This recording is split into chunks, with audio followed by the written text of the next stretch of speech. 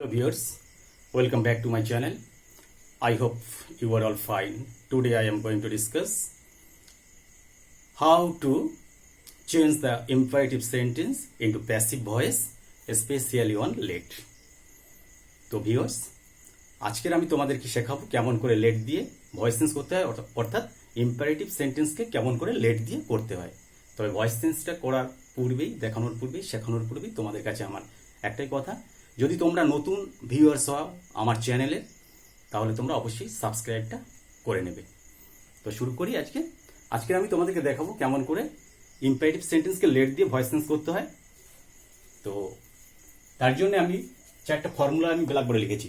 এই চারটি ফর্মুলা, কিছু কিছু বাক্য দেখা গেছে ইম্পারেটিভ সেন্টেন্সে লেট দিয়ে শুরু হয়, লেট দিয়ে নয়, কিছু কিছু বাক্য আছে ইম্পারেটিভ সেন্টেন্সের ক্ষেত্রে অবজেক্ট থাকবে, আবার কিছু কিছু বাক্য আছে ইম্পারেটিভ সেন্টেন্সের ক্ষেত্রে অবজেক্ট থাকে না, আর স্পেশালি ইম্পারেটিভ সেন্টেন্সের ক্ষেত্রে কোনো সাবজেক্ট থাকে না। তো যেসব বাক্যগুলির ক্ষেত্রে অবজেক্ট আছে, মেন ভার্ব আছে, অবজেক্ট আছে, সেই বাক্যগুলির ক্ষেত্রে আমি একটা নিয়ম, প্রথম একটা ফর্মুলা তৈরি করেছি। সেই ফর্মুলাটা হলো let plus object plus be plus main ভার্বের থার্ড ফর্ম। এটা হলো অ্যাফার্মেটিভ সেন্টেন্স, হ্যাঁ সূচক বাক্যের ক্ষেত্রে। যদি বাক্যটা নেগেটিভ বাক্য হয়, না সূচক বাক্য হয়, সেই ক্ষেত্রে ফর্মুলা 2টাকে আমি ইউজ করবো। সেক্ষেত্রে কি হবে? Let plus object plus not plus be plus main ভার্বের থার্ড ফর্ম। আর স্পেশাল মানে বিশেষ একটা ব্যবহার লেটের নিয়ম, যেটা সেই নিয়মের ক্ষেত্রে যখন আমি ভয়েস চেঞ্জটা করবো, বাক্যে লেট দিয়েই শুরু হবে বাক্যটা, মেন বাক্যটা অ্যাক্টিভ ভয়েসে লেট দিয়ে শুরু হয়েছে, আমি আবার প্যাসিভ ভয়েস করার সময় সেটাকে লেট দিয়ে করবো। সেরকম ধরনের একটা ফর্মুলা আমি তোমাদের জন্য তৈরি করেছি। সেই ফর্মুলাটা হলো formula number 3, let plus object plus be plus main প্লাস মেন ভার্বের third form plus by plus subject. Next formula number 4। এই ক্ষেত্রে কি হবে দেখো, আমরা ভয়েস চেঞ্জ যখন করবো লেটের নিয়মে, দেখবে আমি আগেও বললাম যে কিছু কিছু বাক্য আছে যেগুলোর সাবজেক্টও থাকে না, অবজেক্টও থাকে না, কিন্তু ইম্পারেটিভ সেন্টেন্স, সেই ক্ষেত্রে তুমি ভয়েস চেঞ্জটা কি করে করবে? লেট দিয়ে তো করতে পারবে না। তার জন্য একটা আলাদা সূত্র আছে বা ফর্মুলা আছে, সেটা হলো ফর্মুলা নাম্বার 4। প্রথমে আমাদেরকে ইউ আর অর্ডার টু লিখে নিতে হবে, তারপর প্লাস সেন্টেন্সটাকে বসিয়ে দিতে হবে। কিন্তু যদি বাক্যটা নেগেটিভ বাক্য হয়, তাহলে সেই ক্ষেত্রে আমাদের কি করতে হবে? ইউ আর অর্ডার লেখার পরে, তারপরে নটটা লেখার পরে 2টা দিতে হবে, তারপরে সেন্টেন্সটা বসাতে হবে। এটাই হচ্ছে ফর্মুলা। তো আজকের আমি প্রথম ফর্মুলা শুরু করবো, ফর্মুলা নাম্বার 1। এই ফর্মুলা নাম্বার 1 এর ক্ষেত্রে কি হবে? ফর্মুলা নাম্বার 1 এর ক্ষেত্রে দেখা যাবে যে বাক্যটা ইম্পারেটিভ সেন্টেন্স, যে বাক্যটা আমরা ভয়েস চেঞ্জ করবো, সেই ক্ষেত্রে দেখা যাবে যে বাক্যটা মেইন ভার্বের পরে অবজেক্ট আছে, বাক্যটার মধ্যে অবজেক্ট আছে, কিন্তু সাবজেক্ট একটাও থাকবে না। তাহলে এখানে একটা বাক্য দেওয়া হয়েছে, ফিনিশ ইট।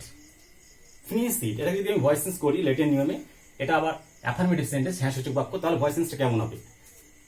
প্রথমে আমাদের কি লিখতে হবে? লেট লিখতে হবে, নিয়মের লেট লিখলাম, তারপরে অবজেক্ট ইট লিখলাম, তারপরে নিয়মের আমার একটা বি ইউজ করতে হবে, বি ইউজ করলাম, তারপরে মূল ভার্বের থার্ড ফর্ম ফিনিশড।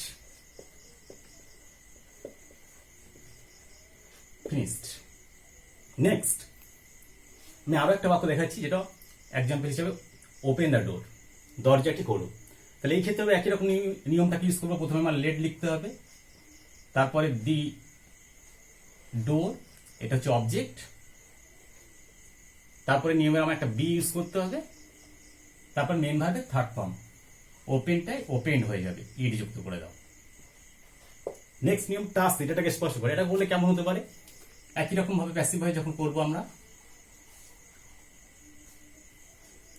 টাস্ক ইট, প্রথমে আমাকে লেট লিখতে হবে, লেট, তারপরে ইট, তারপরে বি টাস্কড, লেট ইট বি টাস্কড। এইগুলো আমি যে কটা করলাম, দেখো সব কয়টা বাক্যই হচ্ছে ইম্পারেটিভ সেন্টেন্স, এবং এগুলো হচ্ছে হ্যাঁ সূচক বাক্য। কি বাক্য? অ্যাফার্মেটিভ সেন্টেন্স অ্যাকচুয়ালি এগুলো, আবার ইম্পারেটিভ সেন্টেন্স। এর নিয়মটা আমি করে দেখালাম ফর্মুলা নাম্বার 1 এ।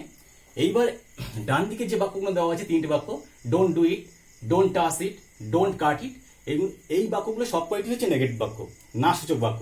তাহলে এর জন্য আমি ফর্মুলা নাম্বার 2টাকে ইউজ করবো। ফর্মুলা 2 নিয়মটা কি আছে? ডোন্ট ডু ইট, এটা করো না। তাই এটাও তো লেটের নিয়ম করবো, তো ফর্মুলা এই নিয়মে আমি ইউজ করবো। দেখো প্রথমে লেট লিখতে হবে, লেট লিখলাম, প্রথমে আমি লেট লিখলাম, লেট, তারপরে অবজেক্ট, তারপরে নিয়মে লেখা আছে, দেখো ওখানে আমায় কি করতে হবে, যেহেতু নটটা আছে এখানে, আমার নটটাকে আগে লিখে নিতে হবে। লেট ইট নট, তারপরে আমায় বি লিখতে হবে, তারপরে কি করতে হবে, মূল ভার্বটাকে থার্ড ফর্ম করতে হবে, এটা ডুটা, তাহলে ডু ডিড ডান। এইবার একটা লক্ষ্য করে দেখো, এখানেও কিন্তু ডু নট ছিল, এখানে ডু ছিল, এখানে ডু আছে, এখানে ডু আছে, তাহলে আমি এই দুটাকে কেন ইউজ করলাম না কেন? এটাও তো একটা প্রশ্ন হতে পারে। তোমরা মনে রাখবে, যখন আমরা কোনো একটা ইম্পারেটিভ সেন্টেন্সকে নেগেটিভ বাক্য করব, সেক্ষেত্রে আমাদেরকে হেল্পিং ভার্ব হিসেবে ডু নিতে হয়। এই ডুটা হচ্ছে আমাদের কাছে একটা হেল্পিং ভার্ব, এই দুটো হেল্পিং ভার্ব, এটা কোনো কাজে আসবে না। যখন অ্যাক্টিভ ভয়েস থেকে প্যাসিভ হয়ে যাব, তখন এর ব্যবহারটা হয় না।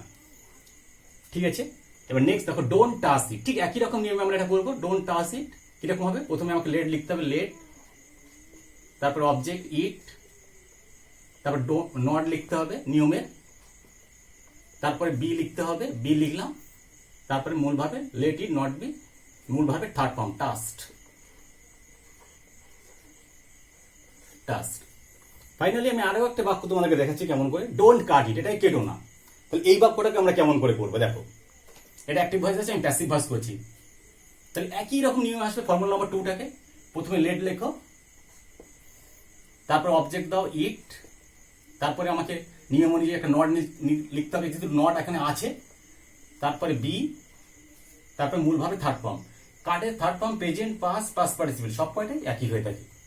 তো আমি এখন দেখালাম দুটো নিয়মে, দুটো ফর্মুলা দেখালাম, একটা হচ্ছে ইম্পারেটিভ সেন্টেন্সে নেগেটিভ বাক্যের ক্ষেত্রে, আরেকটা দেখালাম ইম্পারেটিভ সেন্টেন্সে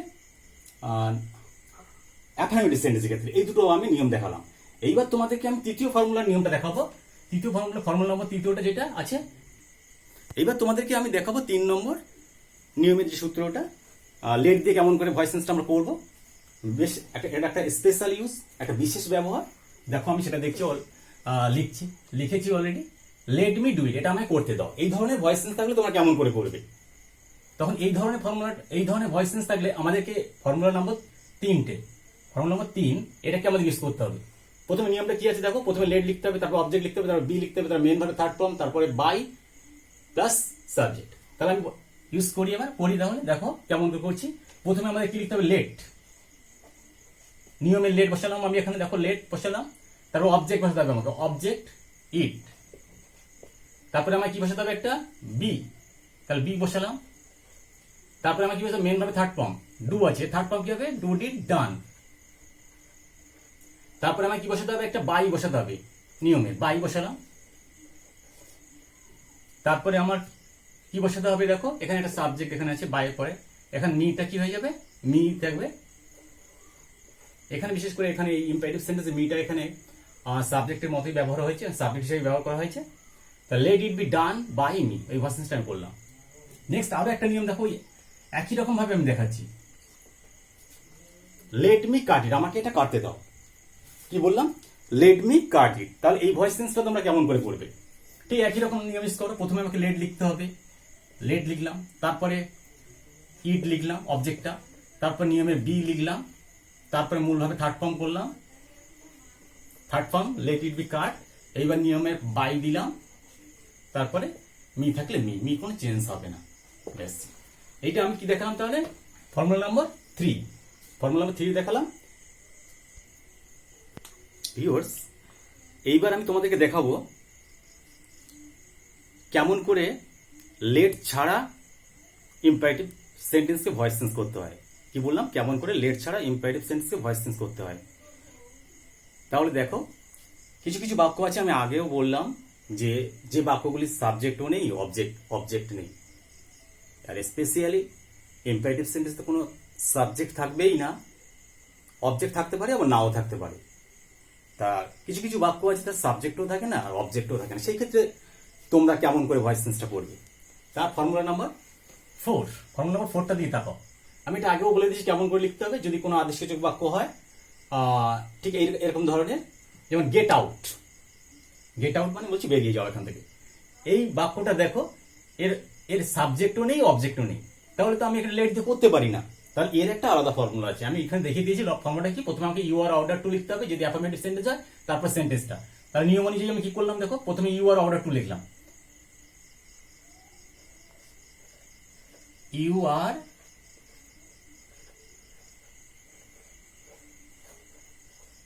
ইউ আর অর্ডার্ড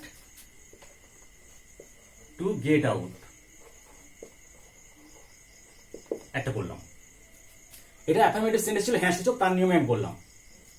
এইবার দেখো নেক্সট যে আমি বাক্যটা দিয়েছি, এক্ষেত্রে ডোন্ট শাউট, বলে চিৎকার করো না।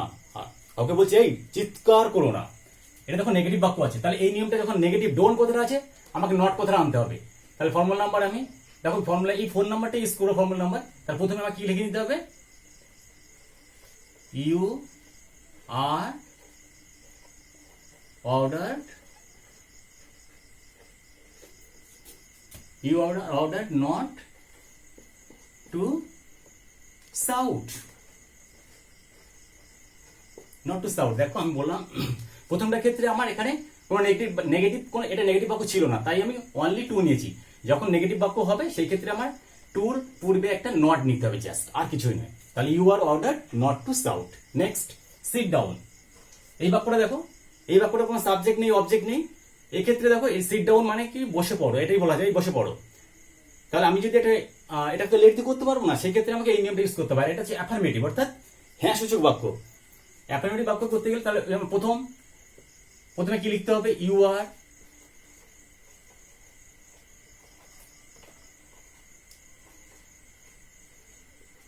আর ordered to sit down, you are ordered to sit down. Finally যে বাক্যটা আমি দিয়েছি, ডোন্ট গো, ডোন্ট গো মানে যেও না, এটা হচ্ছে নেগেটিভ বাক্য। তাহলে এই ক্ষেত্রে আমি কি করব, জাস্ট নটটাকে নিয়ে আসবো, নিয়মটাও একই রকম থাকবে। কি লিখবো, ইউ